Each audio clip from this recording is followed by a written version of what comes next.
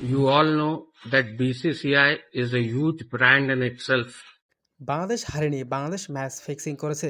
আফগানিস্তানের সাথে বাংলাদেশের আবারও খেলা হবে। আইসিসির এমন কঠিন সিদ্ধান্ত। তো দর্শক, সবাইকে এবার চমক দিয়েছেন আইসিসি। দর্শক, বিস্তারিত থাকছে প্রতিবেদনে। সেমিফাইনাল লড়াইয়ে বাংলাদেশ ও আফগানিস্তান। শুরুতে টস জিতে ব্যাটিং করার সিদ্ধান্ত নেন আফগানিস্তান। আফগানিস্তানের ওপেনাররা দুর্দান্ত ফর্মে ছিলেন। এরপর নির্ধারিত 20 ওভারে 5 উইকেট হারিয়ে 115 রান করেন আফগানিস্তান। অন্যদিকে বাংলাদেশের জয়ের দিকে তাকিয়েছিলেন অস্ট্রেলিয়া। বাংলাদেশ নির্ধারিত 12 ওভার 1 বলে 115 রান করতে পারলেই সেমিফাইনাল খেলতে পারত বাংলাদেশ।